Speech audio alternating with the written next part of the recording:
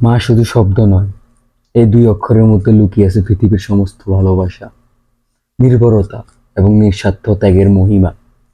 মা হলেন জীবনের প্রথম আশ্রয়, প্রথম শিক্ষক এবং শেষ ভরসা। মা মানেই পৃথিবীর সবচেয়ে নীরব স্থান। জন্ম দেওয়া কঠিন যন্ত্রণা থেকে শুরু করে সন্তানকে পৃথিবীর আলো দেখানো, এরপর সেই সন্তানকে তিল তিল করে বড় করে তোলা, প্রতিটি ধাপে মায়ের ভূমিকা অতুলনীয়। আমাদের ছোটবেলায় জ্বর, আবদার, রাগ, অভিমান সবকিছুই তিনি নীরবে সহ্য করেন এবং পরম মমতা দিয়ে ঢেকে রাখেন। তার কাছে সন্তানের মঙ্গলই জীবনের একমাত্র ব্রত। যখন আমরা হতাশ হই বা কখনো সমস্যায় পড়ি, মায়ের আঁচলে হয়ে ওঠে আমাদের সবচেয়ে বড় সান্ত্বনা।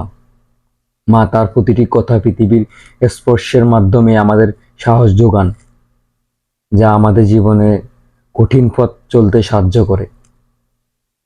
তার উপদেশগুলো সবসময় আমাদের সঠিক পথ চালিত করে। মা আমাদের শেখান কিভাবে হাসতে হবে, কিভাবে লড়তে হবে, আর কিভাবে জীবনকে ভালোবাসতে হবে। পৃথিবীর আর কোনো সম্পর্ক এত সরল, এত গভীর হতে পারে না। সময়ের সঙ্গে সঙ্গে সবকিছু হয়তো বদলে যায়, কিন্তু মায়ের ভালোবাসা চিরন্তন, তা কখনোই বদলায় না। মা হলেন সেই মানুষ যার ঋণ কোনোদিনও শোধ করা যায় না।